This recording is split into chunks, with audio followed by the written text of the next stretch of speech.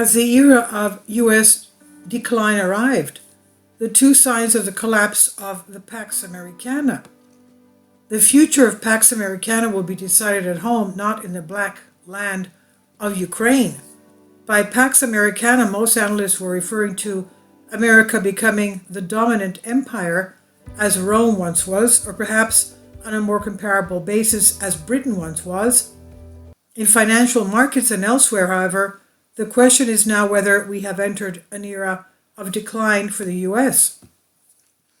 Conventional thinking about Pax Americana links the decline of the British Empire to the rise of America, but this analysis is wrong. The decline of the British Empire came after the rise of two new empires, the US and the Soviet Union. Militarily, the Soviet Union was largely responsible for Germany's defeat in World War II, and the Soviet Union and Chinese aid supported American forces in the Korean War from 1950 to 1955, and ultimately to be defeated in the Vietnam War. Trade. The US-centered trade system included only North America, Western Europe, and some parts of East Asia. Most of the rest of the world was either socialist or not. It's something that is analyzed in the book by Eric Hobsbawm, Age of Capital, 1848 to 1875, Age of Empire, 1875 to 1914, and Age of Extremes, 1914 to 1991. Hobsbawm is probably right when he characterizes 1991 as the beginning of Pax Americana. It not only marked the collapse of the Soviet Union, but it was also a time when the first Gulf War showed the world that U.S. military power far exceeded the capabilities of all other powers, but also the integration of the world into a single trading system, globalization. First military dominance, then economic dominance. Or as in Dark Knight Rises, when Bane asks Taggart, "Do you feel responsible? Are politics and the military really responsible for the economy and business?" The former are really in charge. If we look at Russian invasion of Ukraine, economic sanctions matter much less than the ammunition provided by the US. The army. The question of Pax Americana is whether the US military can still be effective. Defeat in Ukraine will almost certainly spell the end of Pax Americana. If Russia took control of Ukraine, the ability of the US to protect the global trading system would be severely strained. Could countries really rely on imports of basic resources from elsewhere? Could Europe and Japan continue to have understaffed armed forces? The basic principle of globalization would collapse, and with them the foundations of Pax Americana. However, a collapse of Russia and regime change there would offer the possibility of increasing Pax Americana and a new era in European integration.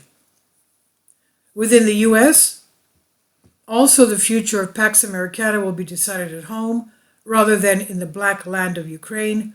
To deal with rising powers, US military spending will have to increase.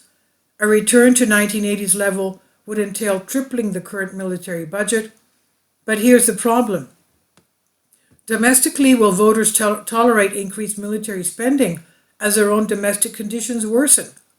The largest expenditure item for the US government is Social Security, but it's clear that this expenditure does not benefit the majority of Americans. While most countries saw life expectancy stagnate during COVID, the US saw 3 years of decline, erasing at least 2 decades of gains. A similar decline is visible in the relatively capitalist United Kingdom. However, compared to the relatively more socialist Japan, the flattening of life expectancy in UK and US is striking. The actions of the White House. It's likely that US policymakers understand these issues, which is why controls on technology exports to China have increased. How effective is this? It's very difficult to say.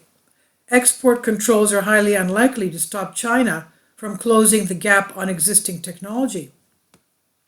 For example, ever since the US invented nuclear weapons, it has worked very hard to maintain the technology as a monopoly and limit other countries' access to it. The Soviet Union successfully tested its first atomic bomb in 1949. China followed in 1964 and France in 1968.